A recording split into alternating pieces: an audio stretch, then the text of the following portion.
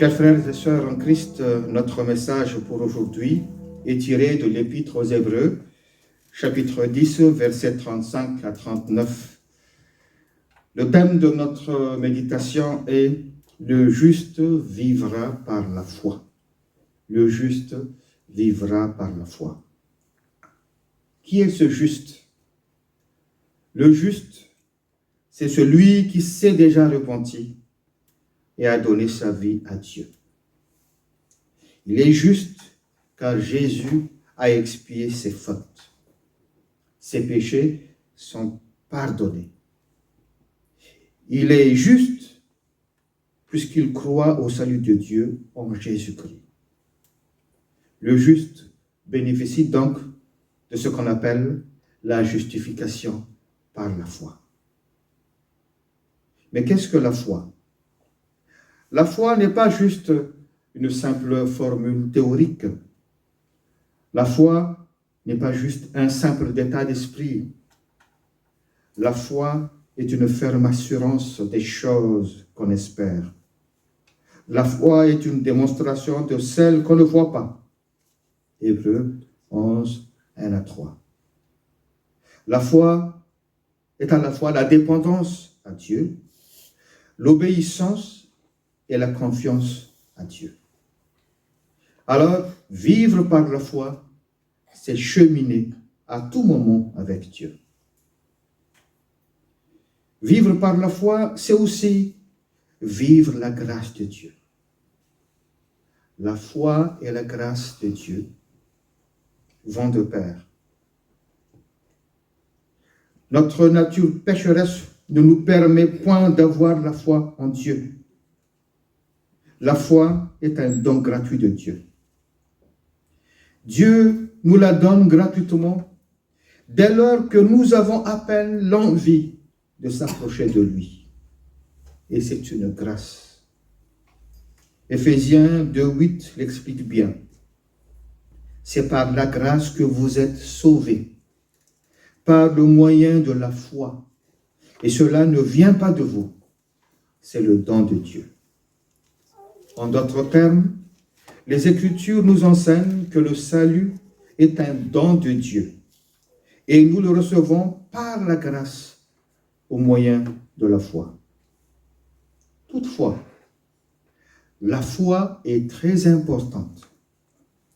La foi est très importante car sans elle, personne ne peut plaire à Dieu et personne ne peut être sauvé. Hébreux 11, 6. Sans la foi, nous ne pouvons pas vaincre le mal. Sans la foi, nous ne pouvons pas entrer dans le royaume de Dieu. Car la foi est un moyen de parvenir à Dieu. En effet, un pécheur qui vient à Dieu est justifié gratuitement par la grâce de Dieu, régénéré par le sang du Christ et adopté dans la famille de Dieu par le moyen de la foi. C'est seulement par le moyen de la foi que nous pouvons réellement parvenir à Dieu. Et donc, le juste a une vie de foi. Le juste vivra par la foi, bien sûr. Mais il est important que cette foi soit vraiment la sienne.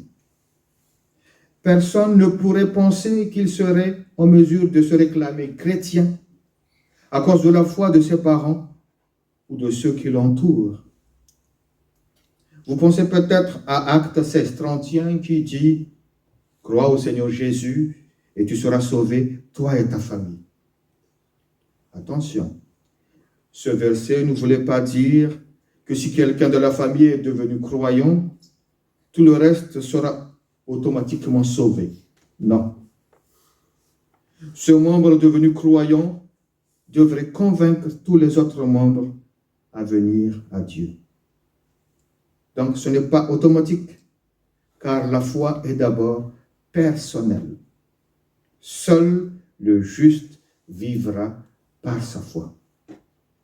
Et la foi que Dieu nous donne est celle qui est présente dans notre vie continuellement, jour après jour, nuit après nuit. Le juste et par conséquent un enfant de Dieu qui se confie en lui. Un enfant de Dieu se lève le matin et le loue. Il lui demande des conseils.